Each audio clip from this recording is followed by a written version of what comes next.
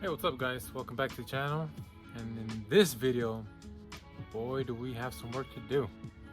So let me show you guys what's going down today. We're here on the driver's side over here of the Lexus. Already up on jack stands and stuff.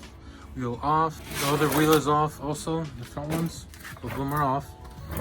Because I've been having this little problem, which apparently it's a normal problem to have with these. The problem I have is, so every time I hop on the freeway, driving down the freeway, about around 60, 70, well, it's all over the place. I can feel the steering wheel shake. So that's definitely a bad sign. We do not want steering wheel shaking while going, pretty high speeds.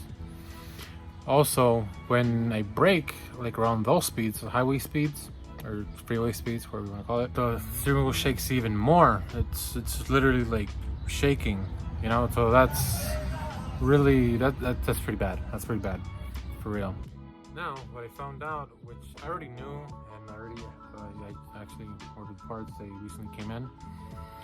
And that's due to why it happens is because front lower ball joints pretty much just give out. Now, when it happens, that's a good sign to replace them. Now, there are other symptoms like, while at idle, park, when you turn the steering wheel left or right, you'll get like a little squeaky sound, which usually indicate, from what I researched, the lower ball joints. I had a little of that, so which means it was time to replace them. Because if I don't replace them, worst case scenario, and pretty much if this would go along, the ball joint would just completely snap, and because the ball joint is pretty much what carries the suspension load. So there's many cases in these cars, the GS's specifically, that people do have or have had ball joints snap, just completely snap, and it's pretty high bill to pay, to repair that. So we're gonna do some preventative maintenance, replace those ball joints, because I don't want any damage or bigger damage going on. Let's get down to it. I'm learning, so you're just gonna learn with me. As you can see, I already have some tools out right here. I have ball joints. These are the Senke, I believe it's called, 555. These are what people recommend, aside from OEM. Of course, if you can go OEM, apparently that's the way to go, but these are the second best right here. So I just decided to try these out. I believe this is the driver's side. Yeah, there's a deer here. This is the passenger side. So we have to pretty much take the whole, well, I know for sure this thing has to go off, but we'll go along and give you the step-by-step guide and all that stuff, so you guys can do it too if you guys own one of these cars, or if you just want to learn. The camera is actually pointing directly behind the brakes. This is the brakes right here, all this right here, tie rod, yada yada, etc, etc. So the first thing we have to do, let me see here. You have to take off this bolt, or this bolt, and the top one, which is that one right there. So that's the first order of business. So let's go ahead and take those off. All right, so that one and the top one are loose now, which loosens up the caliper here. All right, after you loosen the caliper, make sure to hang it up somewhere that's not gonna be on the way, and trying to prevent the length to kink or stretch. That's why either hang it or get some type of block here and rest it there. Make sure it's safe, because we're gonna keep going. Next up, we're gonna have to take this outer tie rod end off from here. So we have to take off this cotter pin. Let's see here, this cotter pin, and take off the crown nut, which is this, and either smack it, or let's see if we can find a puller of some sort.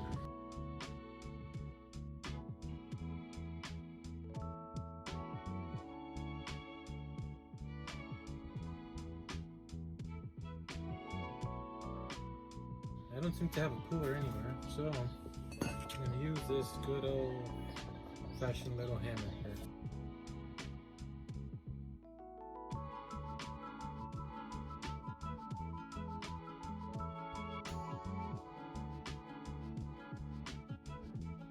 Alright guys, so after banging it and banging it and banging it some more, I think I'm gonna need a pitman arm remover or puller. So I'm gonna go ahead and go to the nearest parts store. Hopefully they have it. I'm pretty sure they are gonna have it, but so let's go. Alright guys, so I just got out of my local parts store. Luckily they did have it, which is this one right here. This is the part number up here. For those of you who are looking for it, is the tie rod end and pitman arm puller for compact cars. So this should do the job. So let's get it. Let's go back home and knock it out before it gets dark, because it's starting to starting to set. So let's go, guys. So finally back home again. We have the puller that we need for the job. Part number is 25297. For those of you who got it from AutoZone, need this shit, get it. Don't make your life harder than it is. Get the tool, get the job done. Let's get back to it. For the sake of time, and because I really want to get this done hopefully before nightfall, I'm gonna do two things. For one thing, whatever I have to do to take this off, which is pretty much use this gun, M18 Milwaukee gun. Remandar huevos esta madre. So this is what happens when you bang on the nut. It comes off the thing, and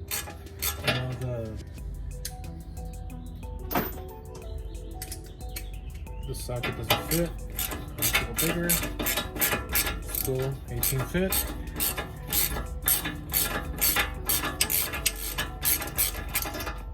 Alright, and that is off. Good time's over. What the fuck? Pretty much just took it in here. Like so. Line it up.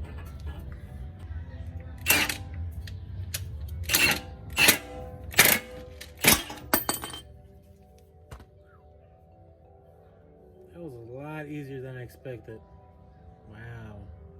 So now that everything's off, meaning the tie rod end, the brake caliper and all that stuff, we're pretty much ready to take this one off, and this one off, because this is the arm that we will be replacing, this whole thing right here. So let's take this one and this one off so you can get down to this one. Alright, as you can see, the ball joints, there's grease everywhere, which means the boot's ripped. Dirt and all that stuff goes into it. Alright, so you really have to, for this lower ball joint, you have to sneak this thing in between the boot and the actual thing, but it's a real pain. So you have to tear it apart, and you have to do pretty much what you have to do in order to get it at least there. From there, I mean, it already popped out, but just as a demonstration, then you kind of have to hold it and apply pressure until it pops, which in this case it already did. Yeah, so this is it right here. This is it. Don't really like leaving it hanging here, but it'll have to do. So this is, where is it? This is the old arm. That's the ball joint there. When I started tearing it apart, like the grease was just contaminated beyond recognition, which is why we're replacing it. And this is the new one right here. Nice. It did come with its new cotter pin, and it came with a grease nipple over here, which is always nice. We actually have to grease these up once we're done with it. So these are serviceable, so it's definitely nice. I'm not sure if they have any grease in them. No, it doesn't seem to be. All right, let's put it back together.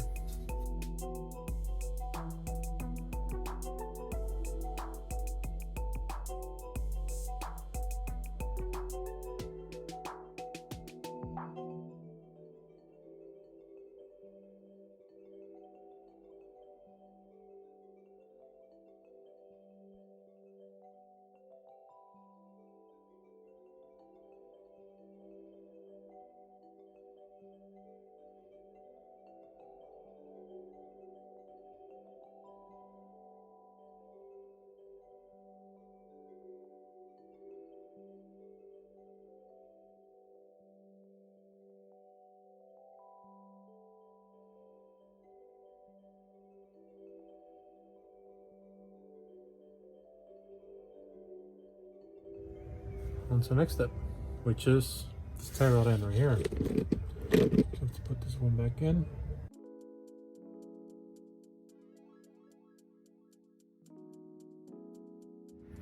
Next up, we gotta put the caliper in. We gotta put that caliper back in. Before that though, we have to take off the brake pads that are still on there. Push the pistons back in so we can slide it back on here, and we should be good to go. Caliper pistons are pushed back in. Brake pads over there. We're just gonna go ahead and use those same ones. I was planning on changing them, but I already have to get this done. So let's slap this onto this, so we can slap those onto that. Alrighty. Alright. So brake caliper bracket is on. Brake pads are on. Caliper is ready to mount. Alright guys, so that's pretty much it. I mean, everything's put back together, you know. Rotor's going smoothly. I'm gonna spray some brake cleaner on the rotor just to get rid of all this right here, since I've been touching it. Overall, it's a pretty easy job. It's just, you know, since I haven't done it before, you know, it's just a little bit of learning experience, but nothing too crazy. The last thing I need really is just the little nipple on the ball joint in the bottom. So I'm gonna go ahead and put this on. I'm actually gonna, I think it does have grease in it already because there's something squirting out. But either way, I'll just throw this on, you know, so we can service it and throw in some grease when it needs it. Pretty much just take out the little plug it has, screw this in, bam, that's it. Just to show you, that's that grease right there. Let's install the little nipple here, but we'll see if we have a little grease gun we can use just to, you know, pump it up with grease and have it good to go. Shazam.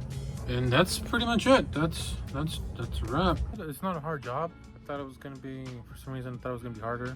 The only thing hard about it was just getting the freaking ball joints off of it, since they tend to get stuck. Old, worn, you know, yada yada. There you guys go. Now you know how to replace the front lower ball joint. If you like the content, make sure to hit that like button. Make sure to subscribe for future content. There's a lot more things that need to be done to this car. Make sure to follow us on Instagram, on Los Menos Veras. As you can see, it's night. Oh, thankfully we have some light over here, but I still have to do the other side. So I'm gonna go ahead and do that. In the meantime, catch you guys the next time. Peace.